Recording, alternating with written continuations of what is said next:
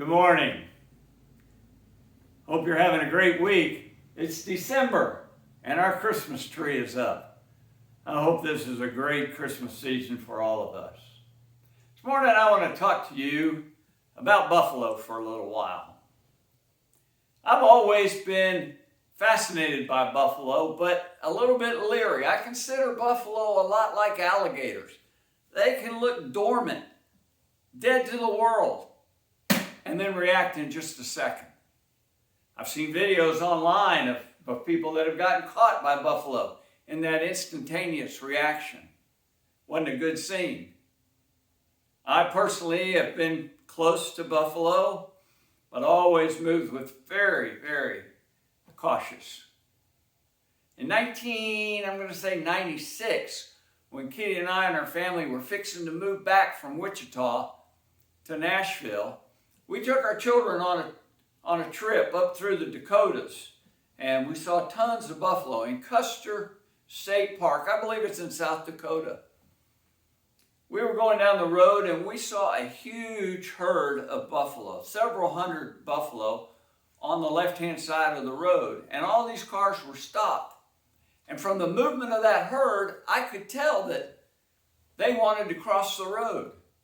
Well, the only place they had to cross the road was between us and those cars in front of us. And I told Kitty to stop right where we were, which left about a 100-yard gap or 150-yard gap between us and the cars in front of us. Notice that herd as they came down the side of the hill, they started to run. Those buffalo were running full speed right towards our van. Well, we had a Dodge Caravan and doors opened on both sides. Only Dodge I've ever owned. I opened the door on the passenger side of that van, on the leeward side of the van to where the buffalo were running from, and got our children out of the van with me, and we stood on the leeward side of the van as those buffalo came in. It was just like a scene from Rawhide where the cattle are stampeding the chuck wagon and they split on both sides of the chuck wagon and go around it. Most of the time the truck wagon got demolished. Well, we got out and stood on the leeward side as those running buffalo separated around our van. To me as an adult, it was just an awesome experience. The dust, the rumble in the ground as those huge animals ran. And we saw buffalo, lots of them, pass maybe just 10 feet from us running as they came around the back of the van. It was really great. I haven't asked my kids how much they remember about that. They should all remember it though. But you know, as I read online about buffaloes and things about buffaloes, there's one thing that I find is very peculiar.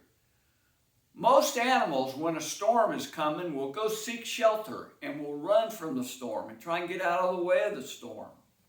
But buffaloes, if you believe what you read online, buffaloes turn and face the storm and move into the storm as it comes. They have the intelligence or the instincts to know that if they move into the storm, they will actually be in the storm a short amount of time than if they try and run from that storm and stay in it. That's quite a life lesson if we think about that. Turning and facing our storm and moving through it shortens the time that we are in that storm. And yet if we turn and run with it, we could almost keep up with the storm and stay in it forever. You know, Jesus in the Gospels, there's an account where Jesus calms the seas. He's asleep in the boat and his disciples wake him and say, "Don't you care if we perish?" Jesus gets up and rebukes the wind and the waves and everything goes calm. And then he turns to his disciples and says, "What happened to your faith?" I want to read to you this morning from James chapter 1. A very familiar scripture, I'm sure. But I'd like to read it this morning to remind us about what it says.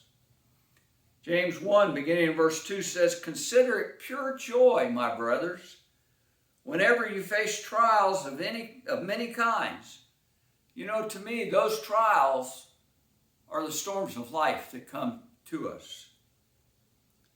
Verse 3, "Because you know that the testing of your faith develops perseverance. Perseverance must finish its work so that you may be mature and complete, not lacking anything.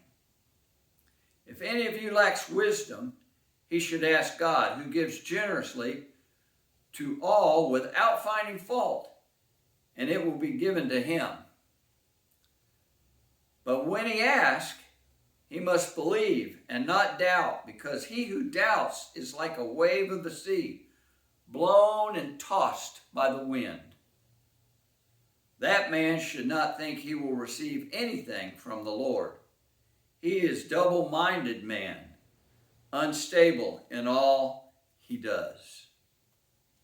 Let's not run from the storms of life.